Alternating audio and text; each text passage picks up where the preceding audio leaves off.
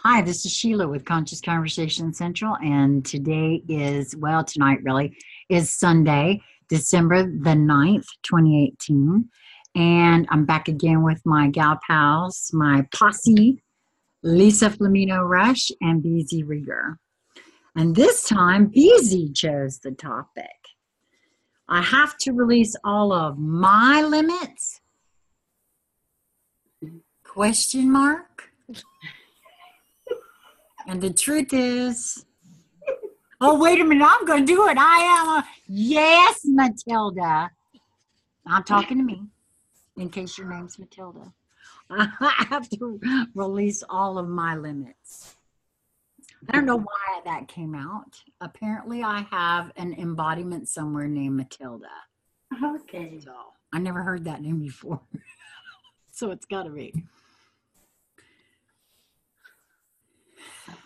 So, BZ, this one's yours. You can start. Well, we were playing with off camera that it's, my limits. Well, you can release yours, but mine are perfect. So why would I release them? And also part of what this is playing with is the limits that we impose on ourselves, the limits that are in the stories that we tell ourselves, that someone else told us, that we took on, that we own, that we claim, that we guard fiercely. We don't have any limits. But BZ. You don't understand. I'm sorry, I heard a bunch of beings. What do you mean by that? So what I'd like to play for a moment, and maybe we'll hear some chime in as well. Just grab a pen and write down, I don't know, 1, 2, 3, whatever comes off the top of your head, of a limit. Could be you think it's your limit, or it's definitely somebody else's limit. But I don't have a problem with that, So, and then we'll play.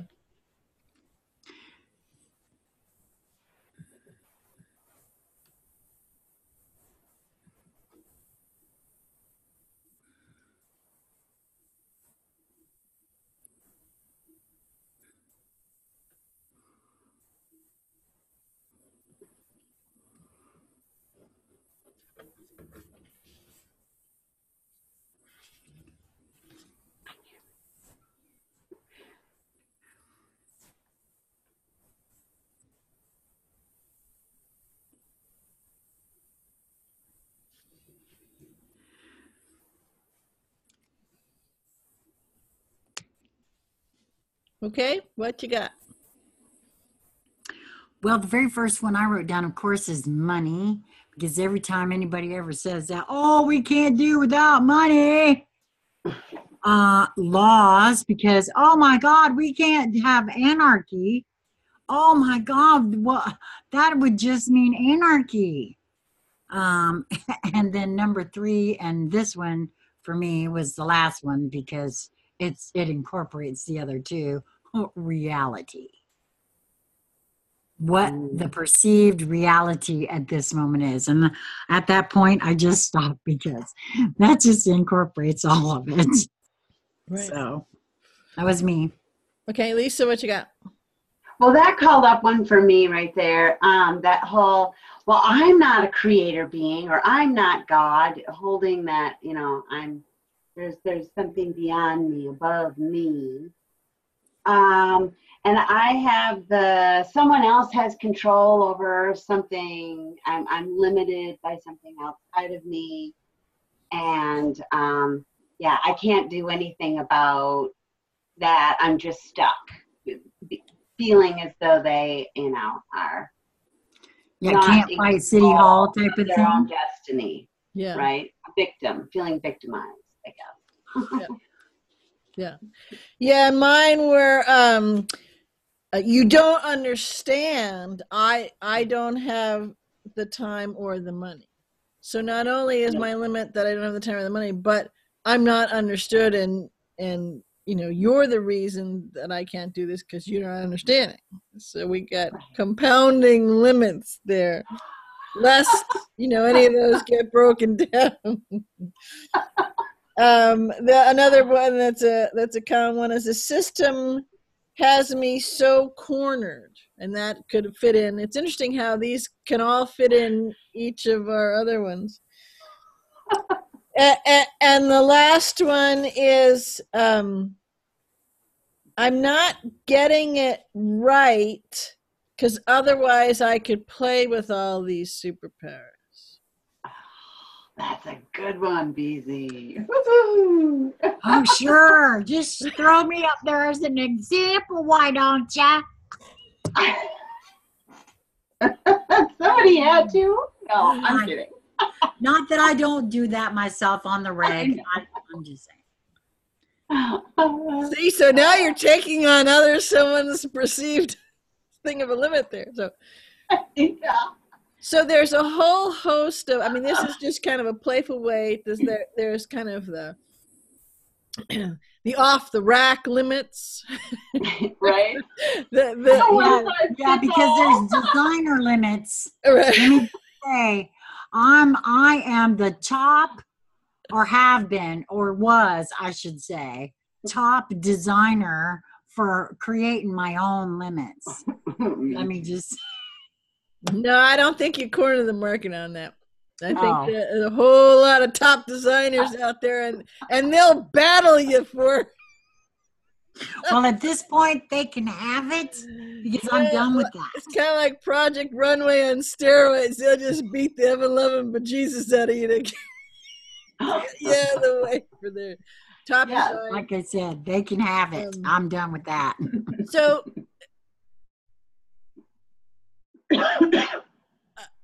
we can start for a minute by playing with if you're not flowing in and swimming in and immersed in the river of love and all potentiality, and that's how you kind of take off every moment of every being, then you're in limits. You're in streams and eddies and currents and potholes and of limits. And it's so interesting. Notice yourself, so here's kind of a tool that I know people like tools. So, it's an assignment that goes with the tool, and that is spend at least half a day. A whole day would be better. And just get a little notebook or a little, like a little writing thing on your phone, however it works, so that you always have it with you. And every time something comes out of your mouth or you hear it in your head, right? So you may hear it or you may think it or whatever, or someone says something, whether it's someone standing next to you or it's some kind of,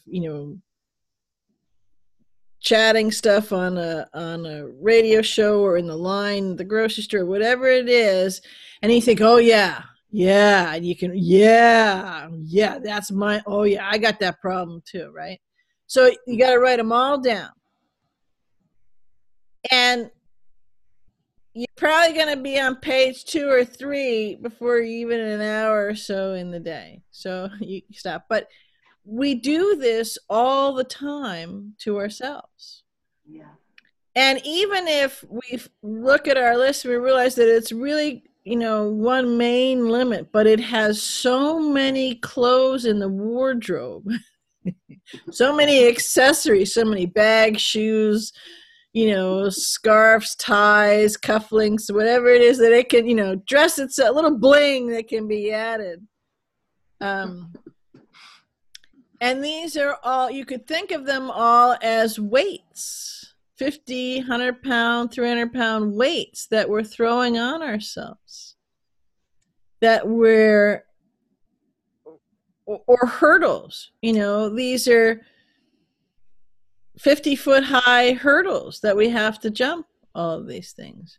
Or maybe they're a ditch and a trench that we're digging. You know, we see it, think it, go, oh yeah. And instantly, magically, we're in the bottom of a 12-foot ditch. How did I get down here? You know, this is, so those are kind of funny, playful examples. That's why I made them, you know, big weights, big hurdles, deep ditches. But we do this to ourselves many, many, many moments each day. And sometimes, okay, quite often for many of us, we fiercely guard them. We are attached to them. Hang on, I'll give you some proof. You know, we try to top others. No. I got the, you know, the designer thing, right? So, okay, so let's play a little bit more. So this, I guess, this is kind of a tools and toys show. I didn't realize that was, but it's okay. So now, maybe flip over your sheet of paper, and I just described a few things that you know, in each of the moments throughout the day we do this. So just off the top of your mind, Sheila will like this, off the top of your mind, rattle off, you know, 1, 2, 3, whatever comes to mind, words or phrases of why it's so effortless to do that. To be fierce about, you know, to do the things I just mentioned. To be fierce about the limits that I'm placing on myself? Yeah. So, or how do you find yourself in the trench, or that you're, you know, you're proving yourself, or you're one-upping the other person, or, you know, whatever it is. Because those usually quite often go hand in hand with them. Does that make sense? Yeah. Yeah.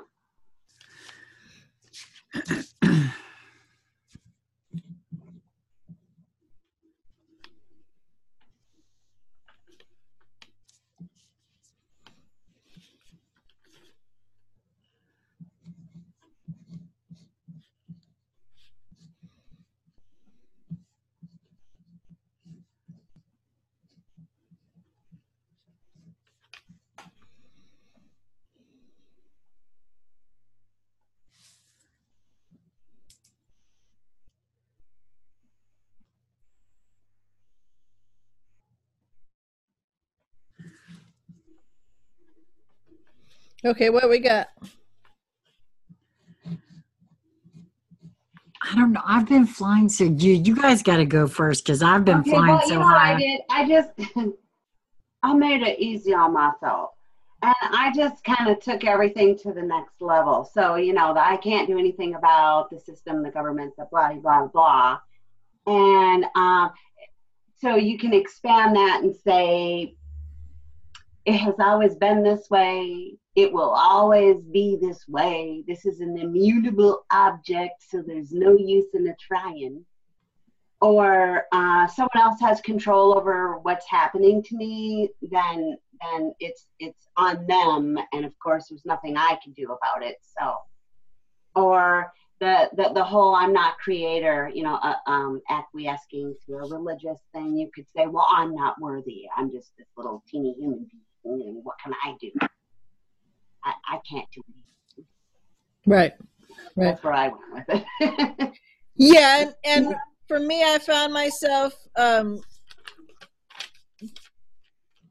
except for the last one that I put here, I tend to gravitate because I have played with this for quite some long time, successfully. Okay. That I can pull out generalizations. So for this one, it's an old storyline that caused it, you know, a lot of what Lisa said. Um, well, I'm scared to death of that open road. Mm. So that's kind Yeah. of going down the Well, road a bit, and maybe now you're that. going, okay. Yeah. And then,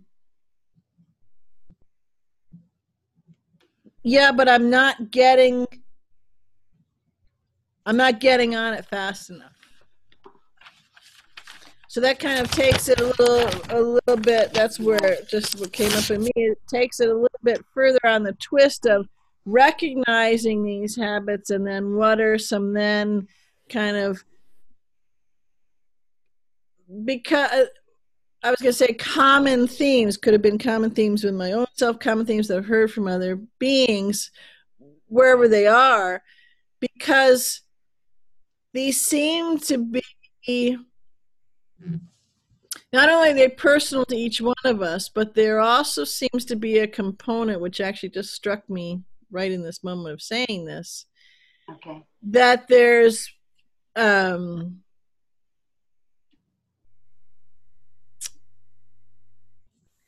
almost like a resiliency to the energetic thought forms of these. That's part of the structure of the linear based dualistic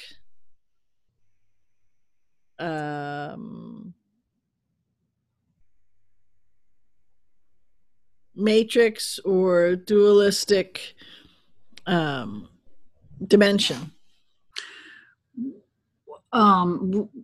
For me, when you just spoke that, what I got from that was, well, that's sort of the groove of the programming and conditioning, wouldn't it be? I mean, for myself, as I see, because what I had here was very, very similar to both of you. I stuck in my story, stuck on an attachment to this or that type of thing, one way or the other. Again, can't fight City Hall. I'm just one guy. Nobody will listen to me. That's partly attachment for me too. And then of course that fear of the unknown. All of those above, but in the end for me, especially in that portion where you just spoke in regards to the resiliency of that. So for me, I see my own groove in that.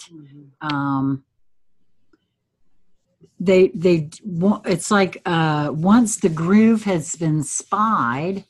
Okay, so I had a very interesting. This kind of may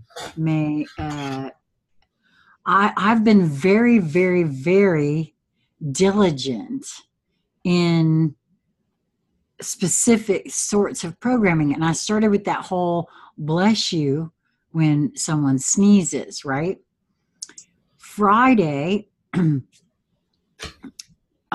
had a plumber here because our hot water heater went out, and he was taking a break and sitting at my dining room table. We were having coffee, and he sneezed, and be damned if I didn't say bless you.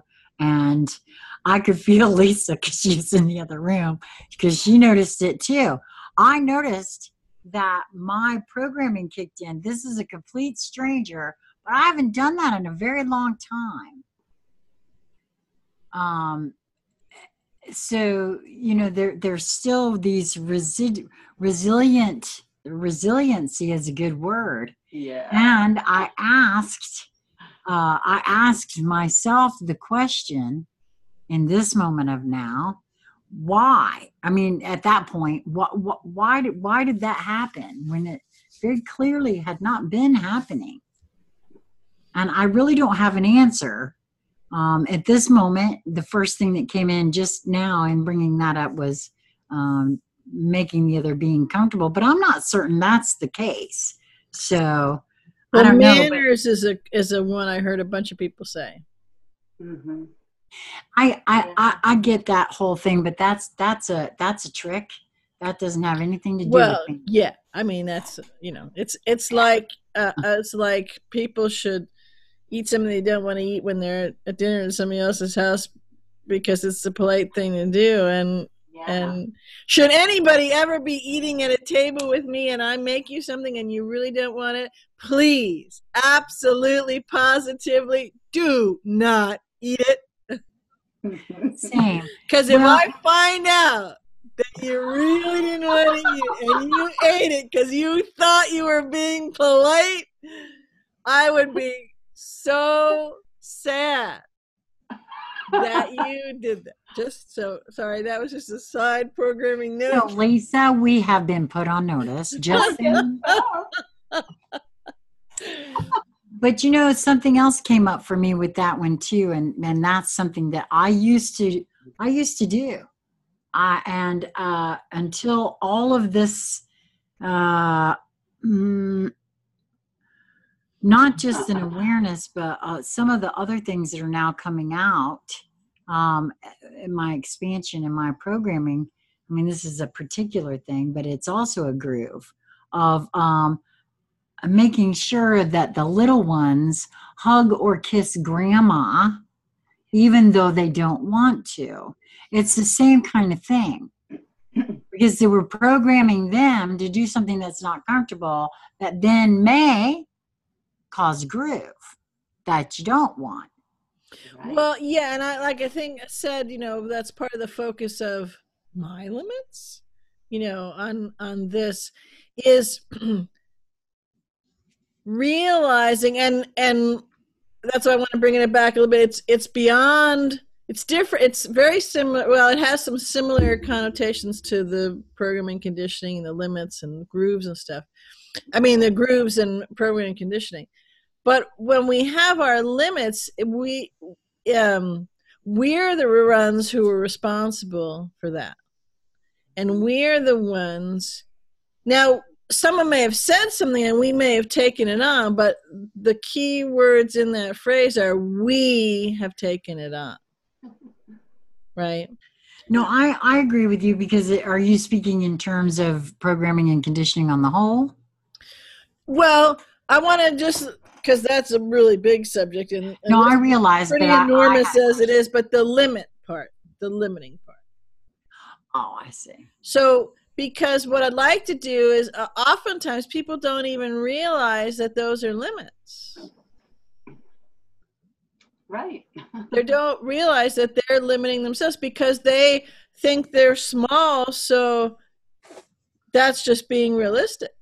Yeah. Or that's just the truth. Or that's just the way it is. Or for them, that's all they got. Or that's all they're capable of. Yeah. Oh, okay. Yeah. That because all right, I gotcha. I'm just a little guy. I'm just the one guy. Yeah. I'm just, who the hell do I think I am? Right. So, as you guys both love that phrase, you got to realize you've got to, recognize the problem for looking at it. And if you really are happy and feeling in the flow and feeling like this floats your boat, then it's not a problem. You're enumerating different things within you, and from a broader perspective, I could look at those and say, oh, wow, they're enumerating things, that are limiting them. But in their whole way that they walk in the world, that may be perfect for them. So again, this goes back to another conversation, which we'll have at some point, is a non-interference, because this is not my labeling something doesn't make it right or wrong for anybody else. But I digress. I wanted to get that we don't see oftentimes the limits that we put on ourselves, or even if we see them because someone says, well, wow, I guess I am limiting myself. We're not quite sure. I think two things could focus on here. We're not quite sure how to get beyond it or how to let it go. And we're not quite sure if we want to own that it's not a limit. Does that make sense? Mm-hmm.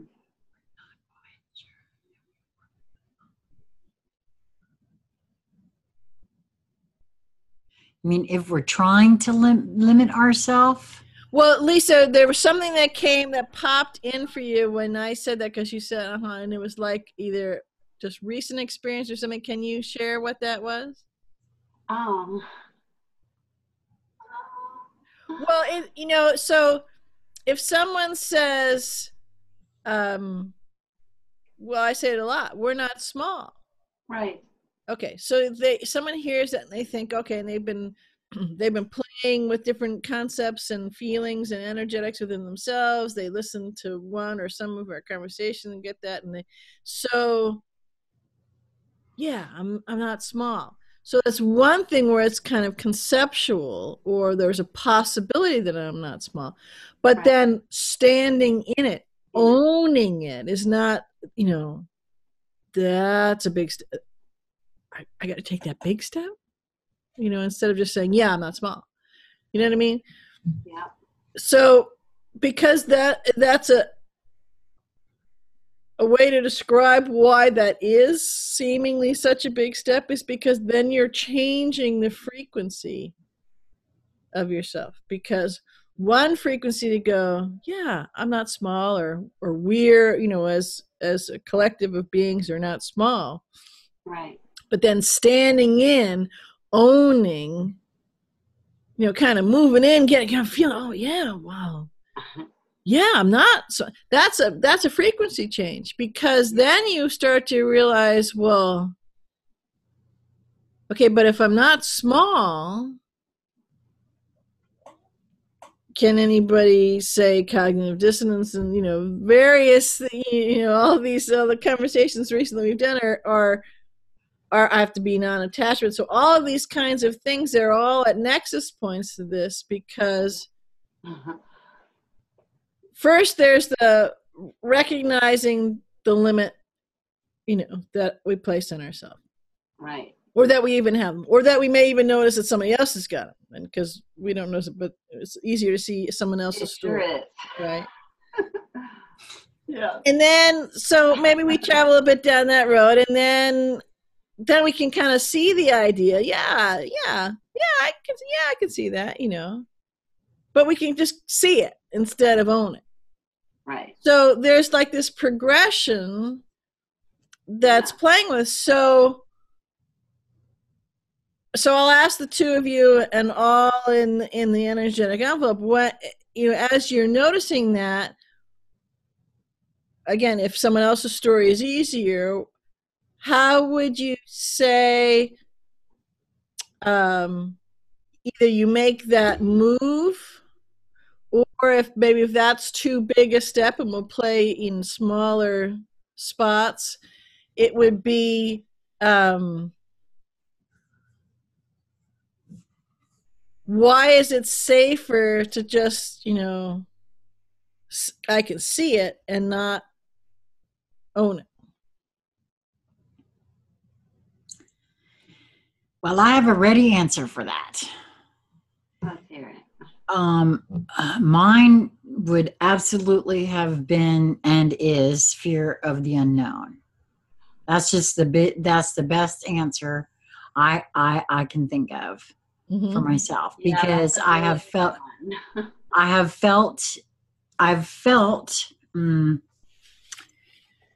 I have very clearly felt the edges of my box, let's say, that I placed down on top of myself. Now I'm a cat. I'm Schrodinger's cat, and I'm inside this box, and I can clearly feel all the corners and the edges around it.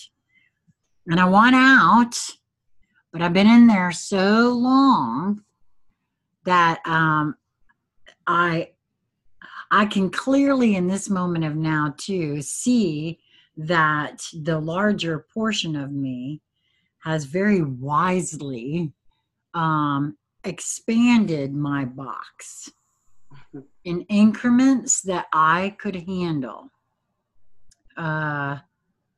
Yeah, absolutely. even though I wanted them to go a lot faster.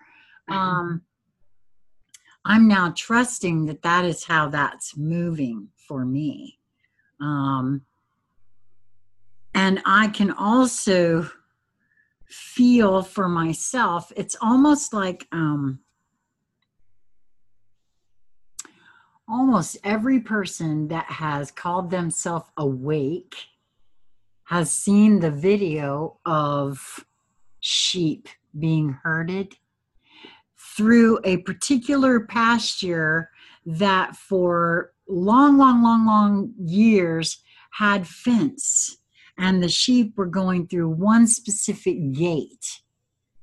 And then all of a sudden, all the fencing is gone. All the fencing is gone. And yet, those sheep still act as though that fencing is still there.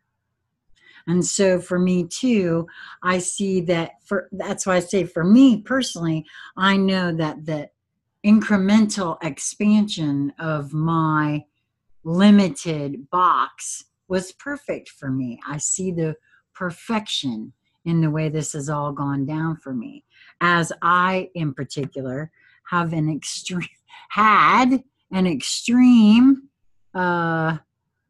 issue, I think, with fear of the unknown on one hand. And then on the other hand, I'm the gal who wanted the fantastical. Well, guess what? They aren't compatible.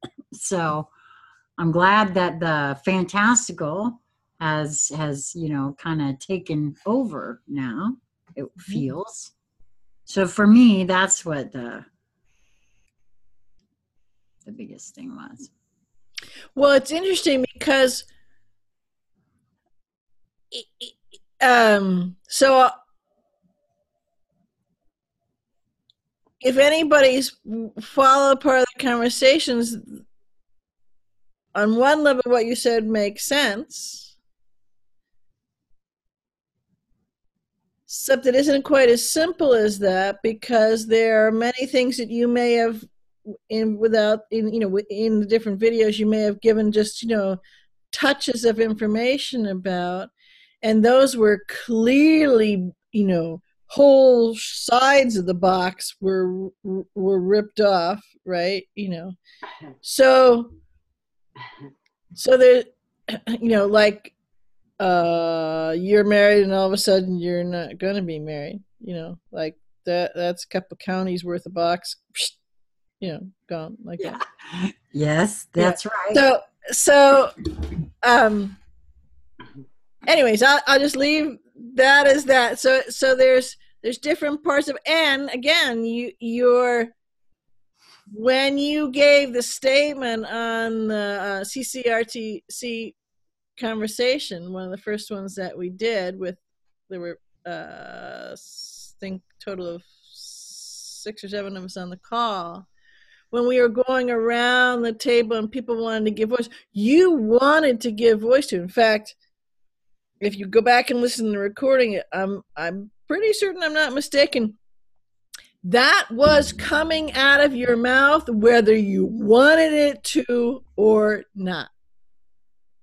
And you equivocated it by saying, well, I don't think I'm supposed to be here. In fact, you went in the whole thing. I think I remember this correctly, that you didn't mention Lisa by name, but, we were listening to these things and I really shouldn't be here. And, they gave this whole kind of setup on the right thing. And I mean, there was this whole lot, it was like a 5-minute-ish setup piece to why this really wasn't the right place and you really weren't the right person for doing this and you had to apologize. And right, I mean, we could go cue it up and put it in right here, and I think even though it's been over a year, I'm pretty much spot on my exact replication of just how it went down. Okay. Yes. I freely admit to all of that. As it is out there for all to hear.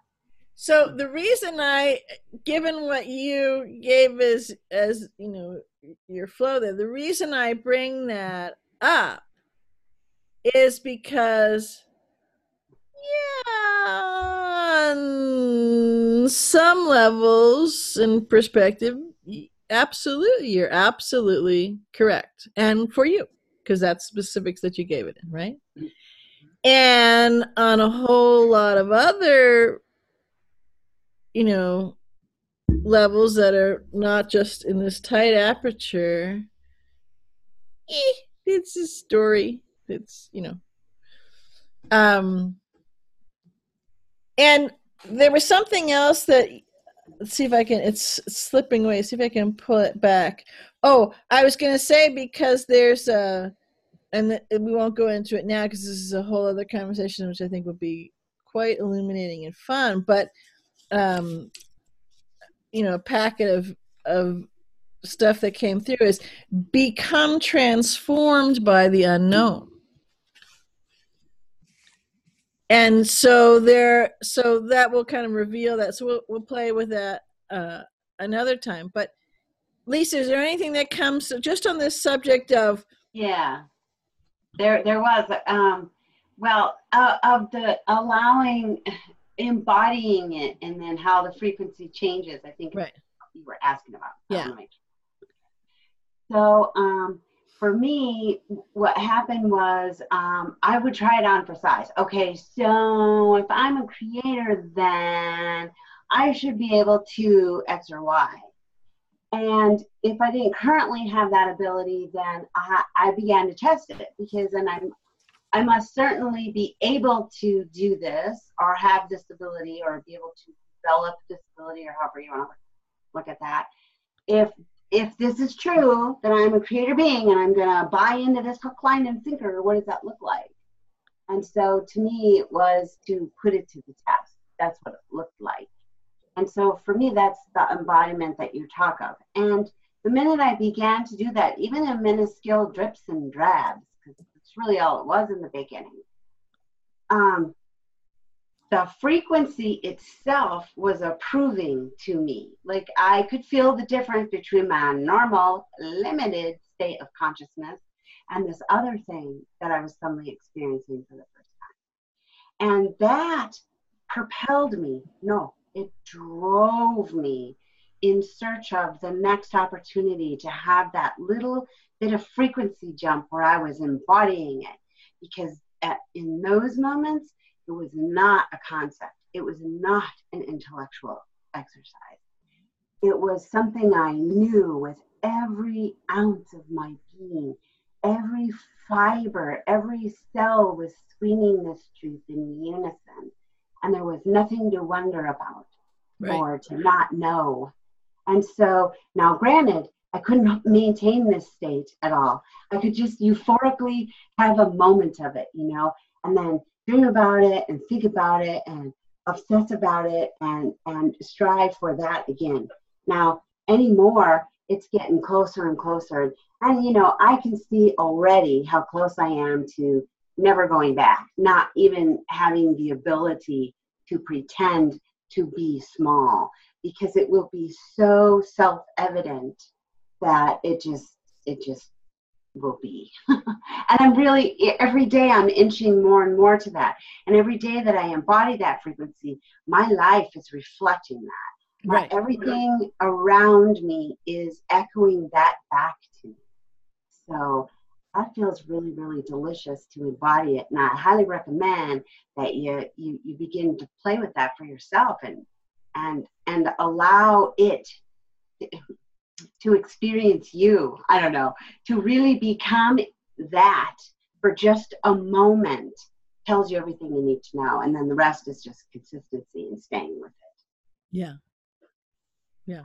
So again, because this is kind of a tools and toys thing, so I'm going to back up for a moment, kind of reiterate some steps so people can play with that. Yeah. So look at the concept. I have to release all of my limits. I have limits? Really? I think I have. Do I get a sign that says I have limits, right? So play with those limits. Maybe, again, recognize in speech, in the way that someone holds themselves, or limits themselves and doing different things, right? And use that as a way to start to recognize, and then, okay, so try it on for size on you. So that would be some of the first. Now, you don't have to do this. That's the only trouble with steps, is because then, I got to do it right, and I got to do step 1 and then step 2, and then you're limiting yourself to this whole process of just let it go. So anyways, that's noticing and playing with the concept of limits. Do you have limits? What are they? So now moving through the steps, some you're more attached to than others. Some you give more backup to, more fierceness to holding on to. Then notice, again, if you have some in your own backyard, you can play with that. The releasing of them, or maybe a slightly bigger scope. You're still limiting, but the potential of maybe having a bigger range of maneuverability. The limit's still there, but a bigger range. Rearranging. Right. So you freaking forage a little because you can't see the fence line, right?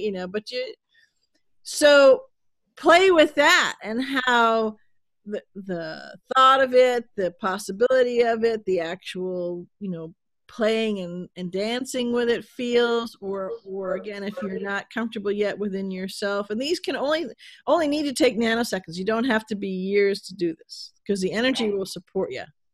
That's true. Really lickety split. So maybe read something, watch, this video, lots of different ways, someone else right next to you, however it is, and say, oh, okay, I see that someone's, you don't have to think of it just in energetic terms. So they're taking up a new routine, or they're quit smoking, so that's a new routine, or they, they're walking more, whatever it is, they're drinking more water, whatever it is. So that's changing the limits that they had, because it was a parameter that they were in. So that's how you're moving along.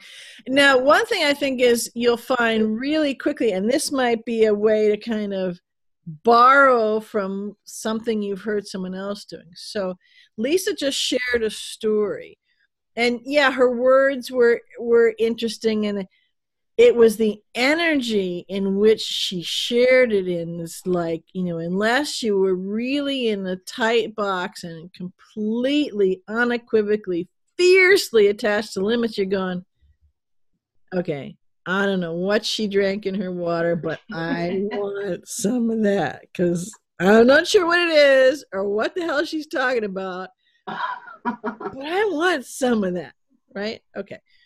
So that would be to just play with the possibility of that. And you can play with it without committing. This is for commitment phobic type beings in expansion. What would it be like if you just played with that for a moment? Just the concept of it, instead of like Lisa was doing, where she was actually going. And because to me, as you were saying that story, a whole bunch of people said, well, yeah, but how do you jump from the one spot to the, well, I caught it for a nanosecond, and right? And you could come up with lots of different things, but you just jump. You just play. You just try it on for a moment. You just allow, or just know it. So you can put different words to it, which are actually different frequencies, different moves, different levels of foray into it, depending on what you're comfortable with. But it's that breaking of inertia. It's that expansion, even if it's just in a conceptual thing, or having the expansion vicariously through what Lisa was explaining. Or there's lots of times when Sheila said something, or I've said something, or someone else, or some other video, audio, whatever it is, right?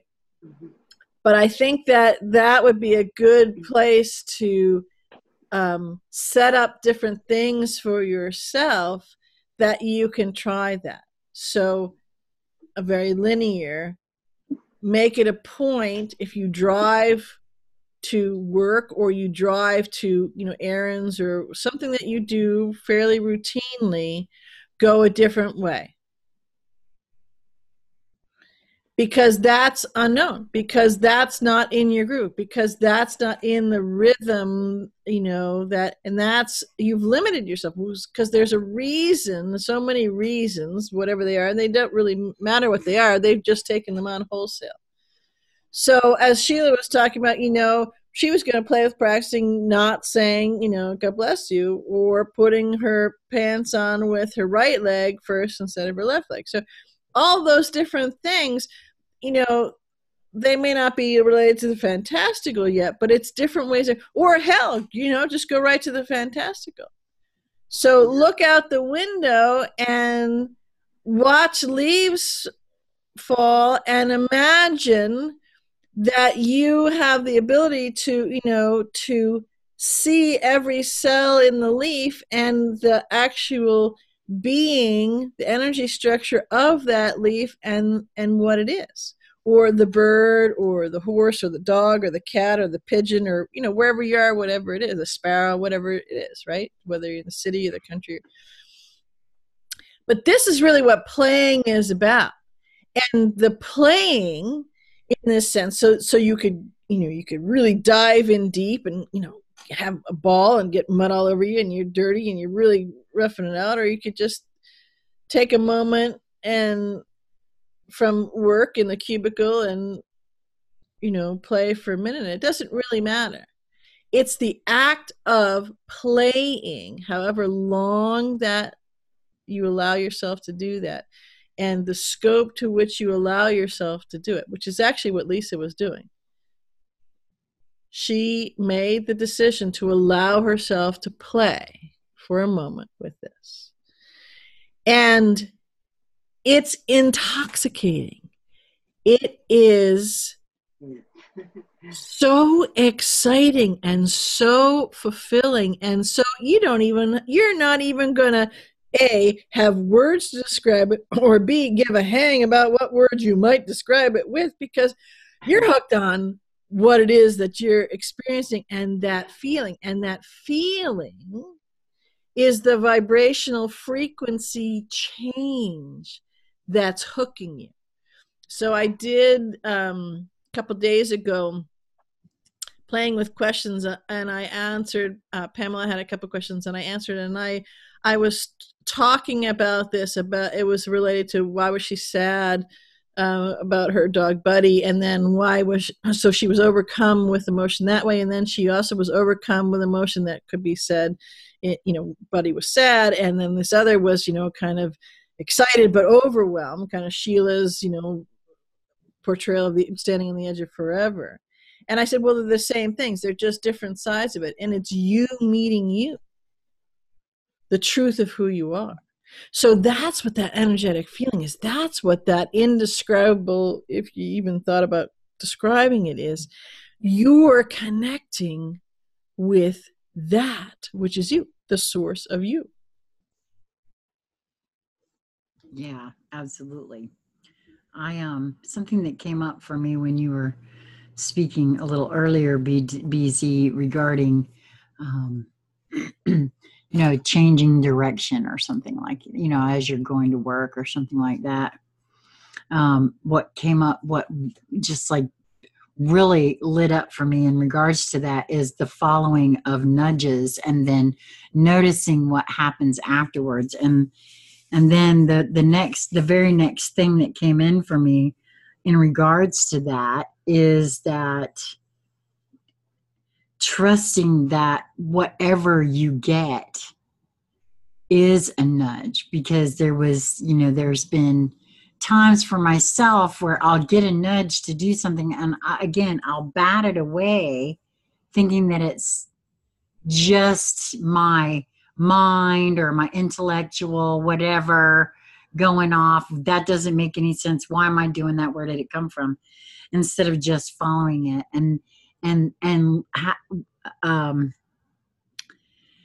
following that and watching the magic occur that stems from that, whether it be taking the nudge to turn this way when you really are going that way, and you do it anyway, and something magical occurs. Well, that is stepping outside of that limit.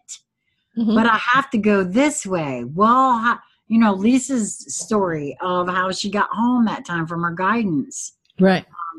All of these kinds of things are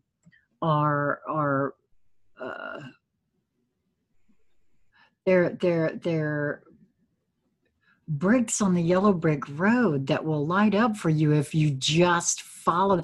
I was also led, BZ, when you said jumping off, right? There's a movie out there called The Imaginarium of Dr. Parnassus, and the devil character steps off the cliff, and a cloud rises up to meet each step that he takes. And quite frankly, all of us, I'll just speak for me, so used to, well, that's a cliff over there. If I step off, I'm going to go splat. I mean, maybe yes, maybe no, until you actually figure out how to trust yourself. Yeah. Well, you said some things you said beautifully, because they relate all to this. And this topic, on the one hand, seems very tangible. I have to release my limits. I didn't know I had any. Or really, I got to get rid of them. Or, oh, but they're keeping me safe. The perception of safe, right? So you said that's a cliff. Well, yeah, because we made the cliff, and we are attached to the cliff, and we are attached to the perceived as we go off the cliff. And also that shifting and the changing of playing with something other than the limits. You mentioned too as each step that was taken, that a cloud came up to do. We do that. We do that. Just as we can make the cliff and the dive down, we bring those clouds. And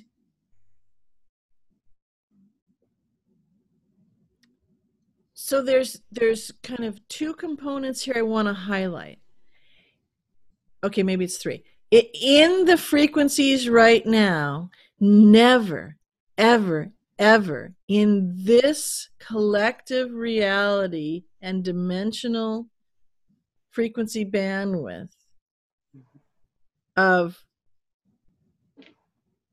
basically it's fourth density, because fourth dimension, because we're higher than, if it's just three, you wouldn't be anywhere near any of this conversation or frequency energy, and hadn't been for quite some time. Although right now that's disappeared, and that's why there's a cognitive dissonance. Anyway, so one part is that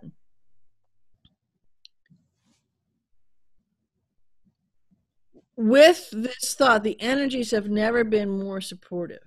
Not only to being able to say, I have limitations, to noticing, to recognizing them, to being encouraged, supported, cheer-led,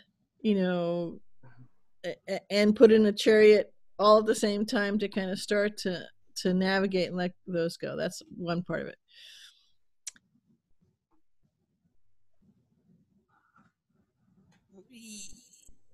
I don't think it's quite accurate, but from a more linear perspective, you could say the flip side to that. So everything is supportive, and it's only getting more supportive, and it's never been like this before. The flip side is, and it is also what I'm going to say is supportive and is encouraging and is helpful and is cheerleading squad and, chariot driving, although may not at all be perceived that way or felt that way. That the falling away, the pulling away, the dematerializing is really the most apt way to put it, of the frequencies that support and that a lot of your being was living in are dematerializing. So, right. So you're getting a big hand up. It's easier. You got a cheerleading section. You got, funds. You got opportunities, all that over here. And anything that was actually holding it, making it so, and supporting you to have those limitations is not just falling away. It's dematerializing. It's vanishing. It's gone. Does that make sense? Yes. And I don't know, I just saw the little character walking on the cloud that, because if there's some sort of an attachment to that crumbling and attaching, you might be a little rough as you're tumbling through until you figure out how to land on a cloud. I don't know. It kind of, because it's the knowing that cloud, that step is going to be supported, that causes it to be there. Right.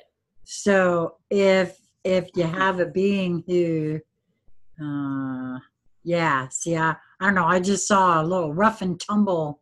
Yeah. Going on. Yeah. Yeah. Because on that part, there is a rough and tumble, and when, look outside.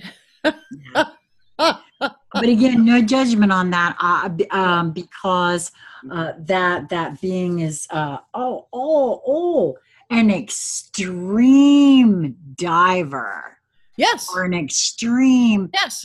Because they are the expert for themselves, and they bloody well chose it. And bullocks to anybody else who says that this is not the right way to go. The linear aspect of them may not remember this scripting, choosing, and laying it out. I'll give you that. But nonetheless, they are a sovereign, unique being, and they absolutely did choose it. Yes, and have every right to have that experience. Yeah. And so in these moments, those two things are absolutely happening. And so again, from just to have placeholder descriptors for it, once you see those two and can play with them, and what we're talking about, play with the shift in that frequency, the shift in that possibility, let me play with it just for a second, whether it's me actually doing it or living through Lisa or somebody else doing it, right? That I'm my neighbor or whoever, right?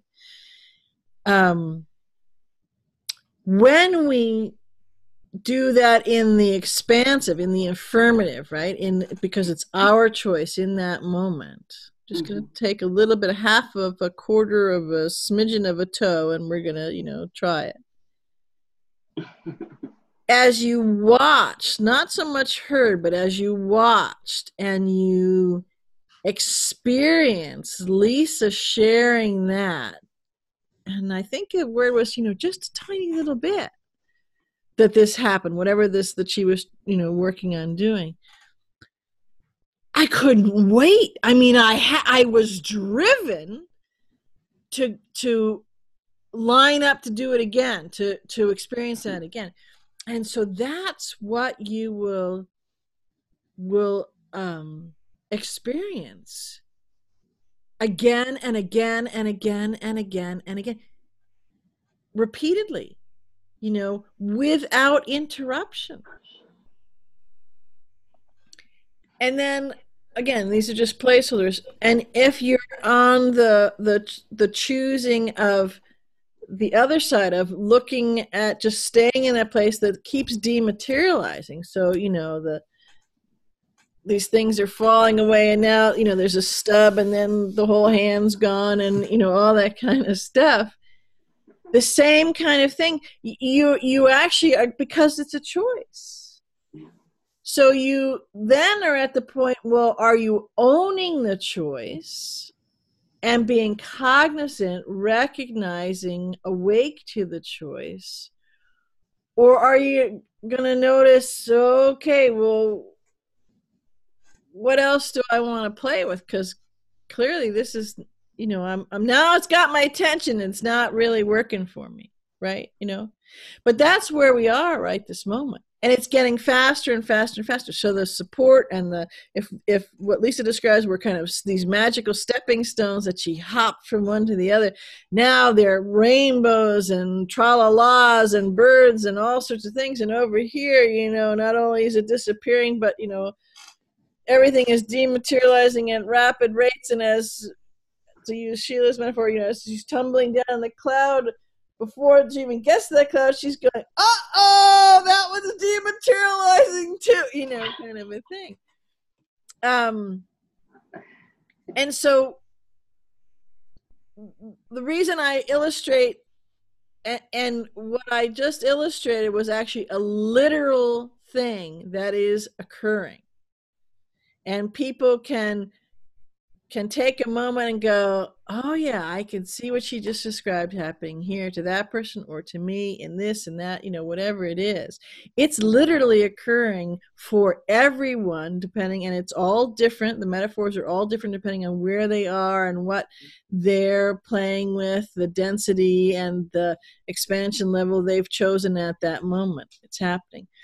And I wanted to bring those two up because it lets us see that we are in this really beautiful and powerful nexus choice point.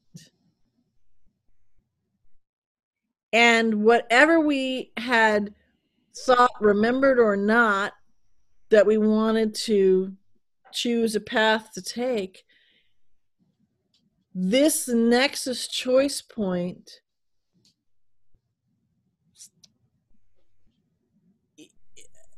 you could say it opens up a wormhole or a portal or an elevator or an escalator, depending on whatever direction that it is, that will take us to the next level very quickly, very quickly.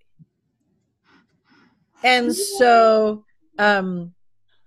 that's something that's helpful to really be noticing and aware of on various different levels, on a linear cognitive level, on a feeling level, on a head level, a heart level, energetic feeling level, because neither choice is good or bad, because it's each individual person's being's choice, but you will get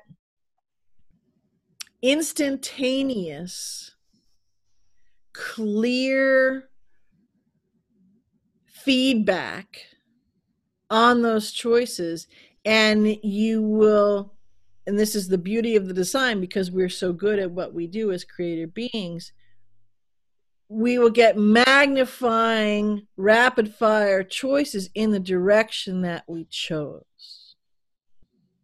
Does that make sense? Makes perfect sense to me after what I've experienced in the last week. The clicking that is, I feel very, I feel that amplification very, very distinctly. So to play with your analogy for a minute. So in Sheila, the clicking was tumblers turning into place. Maybe it's the lock on a vault that it has all these magic jewels and stuff in it, or the clicking into focus and it's this amazing portal that's opened up, or the ticking of a time bomb that is tick, tick, tick, and it's locked. And it's right. So those metaphors are, depending on which ones that you're choosing, are very apt, very sharp, and very demonstrable. Yep. Agreed. I actually, when you were speaking there, what I saw too for me, I don't know if this is the case, but I heard um, magenta pixies metaphor for the hermetic seal. Mm-hmm. So it can be that, or like you said, and depending on the trajectory chosen, Right. you know. Yes, because absolutely right. Because in both of those, you are an energy, you are a predominant energy frequency vibration. Right. And you are saying, I choose to more cleanly, clearly lock in this predominant energy vibration. So now someone can say for a moment, well, hang on, I don't know what the hell you're talking about, and I sure as hell didn't choose that. And I can play with that for a moment and say, well, we'll just go with the negative side for a minute. If you're looking at things and you're always, let's say social media, and you've got a for and against on everything. Because it's a certain group, you're for it, absolutely, regardless. And if it's another group, you're against it. Instead of no free thought within you. No, kind of going, huh. Well, yeah, 90% of that is terrific, and that 10% is not so much, or total bullshit, or whatever. Or the other thing, you say, well, that makes sense, but I think 60% of that is kind of right, although I would change it, you know what I mean?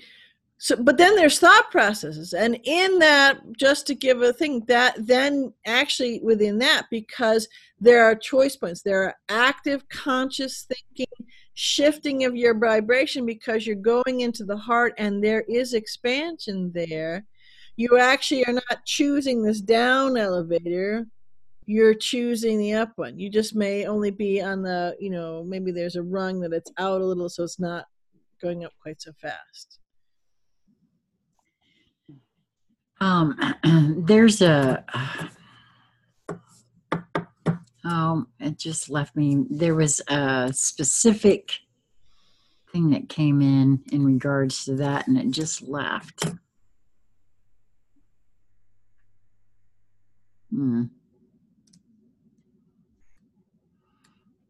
Oh well, sorry about that. Yeah.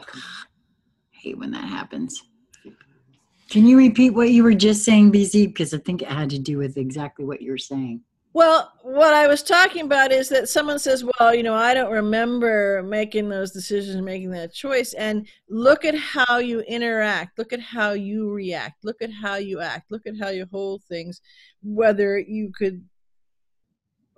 someone else may label it as positive or negative, you are at choice point in every moment. Yeah, well, that's that. Okay. And you're flowing in a frequency at every moment. Right. So you're flowing in, everybody kind of gets the vernacular of a negative or positive vibe. Right? Right. Well, I remembered what came in for me when you were saying that you were speaking in terms of looking at something, it's all this way or it's all this way. And I've heard others say this, well, that's some cherry picking. Well, and there's nothing wrong with that. Whether it doesn't have to be all one way or all another way is what I guess I'm getting at here, is partly what I'm saying there. That came in for me. Like you said, without any free thought in between. Right. Just wholesale grabbing something up. No, go ahead, cherry pick. If it's something, that's the whole idea behind becoming aware. It's consciousness. Right.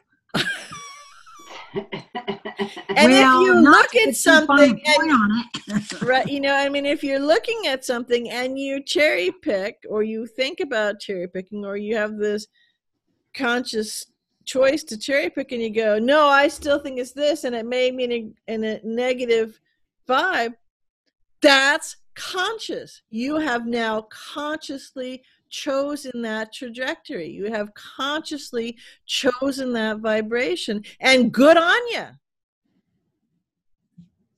Because that's your choice and you're the expert for you. Or, conversely, you could say you have consciously chosen this and it's whatever it is.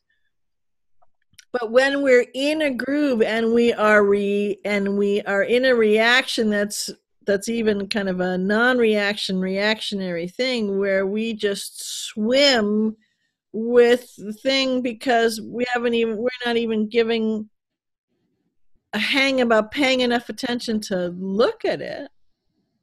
That's completely unconscious. And the energies are such now that is a choice. So that non-choice, that non-paying attention, that non-compass mentis, that non-consciousness in something is a choice. And it's a constrictive, energy frequency wise, it's a constrictive downward thing. Why? Because so if you think of kind of like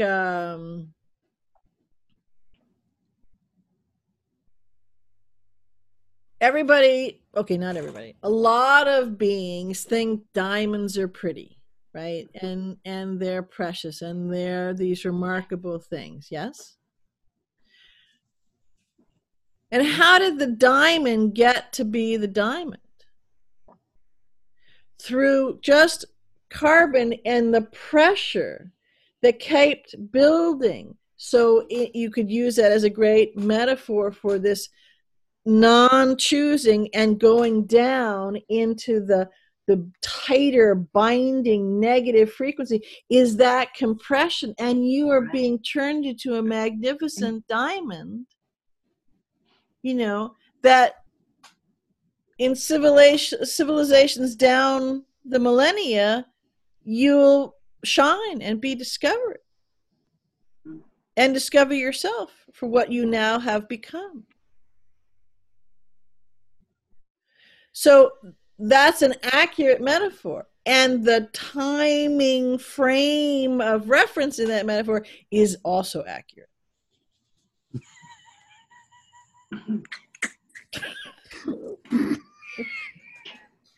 I've been at this a long time. Let me just say. So it matters. It matters how we feel into something. It matters what we give voice to, what we give attention to, what we notice. And here we're talking about our I have to release all my limits. Yeah. Well, like that was the other thing I wrote down too, is that, because a lot of folks might say, well, I'm not putting any limits on myself, and yet not cherry pick. So there's a limit. So it's easy to, at first glance, say, well, I don't limit myself. But then, so, if they were here, I'd pay them. I say, oh, great. Do you love yourself unconditionally? Do you know you're beautiful? Yeah, well, do you know you're brilliant? Yeah. Do you own the fact that you're incredibly creative, powerfully creative? Do you own that? And if you didn't say, hot damn, you bet, to all of those, then you're limiting yourself. Yep.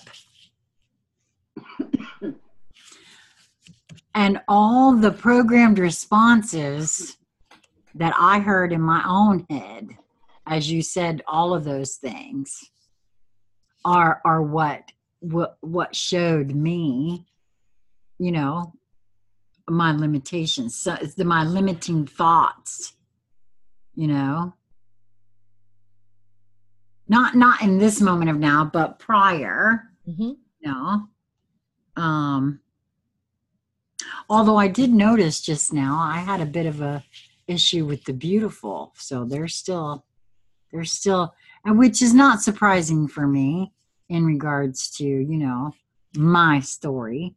So but that's something that I just noticed as you said that, as I was applying all of what you said to myself. So that's interesting for me. But yeah, so just asking self those sorts of questions. I mean, I tell myself that, but you asked it specifically. That's a bit different than me telling myself. So there's like I said, there's a noticing there for me. Mm-hmm. Different shit. Yeah. If you believe yourself. Because I believe myself. Yeah, do you believe? Oh, maybe I don't. Maybe that's the issue. Eh? Well, and the other thing is, oftentimes people have the propensity to, when they think of limiting themselves, is, that it's maybe not in the language sentence structure, but in the feel of it, that it's, they're not talking about some bad things. Well, okay, so good. There wasn't anything bad in those questions I asked you, right? You couldn't construe those in any way, shape, or form. Yet those are far more powerful, probing, and easy to shrink from than any bad, tough questions. Because those are more true alignment to the truth of who you are. And if you have limits, they show up a lot faster on those. Yeah.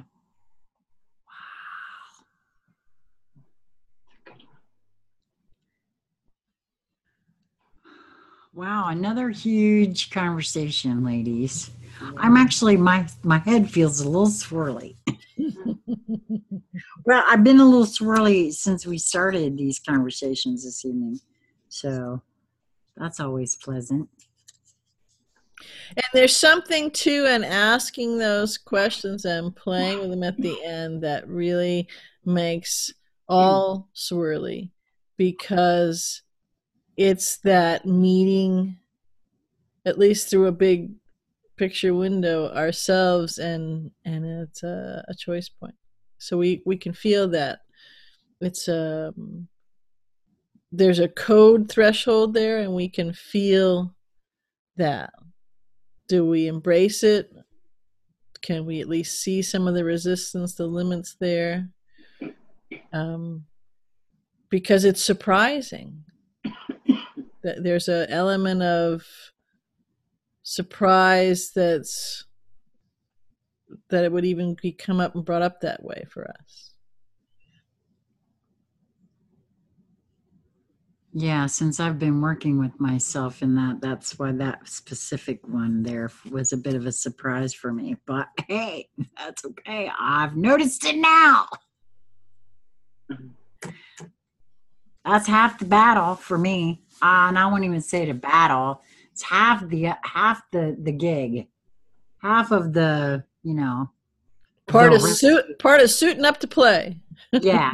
Yeah. It's an integral ingredient Yeah. in the recipe of expansion, consciousness expansion. Noticing. Yeah. Well, do either one of you have anything you'd like to add to this one before we leave? No? All right. Well, I would love to hear what anyone else might have to say. And if you don't feel comfortable putting it in the comments of this video, either here on Conscious Conversation Central or on BZ's channel or the IUV, where all of these videos can be found. How to get in touch with the three of us is always listed in the Show More section. So please feel free to reach out to any of us that you feel so led to do so. And until next time, Much love.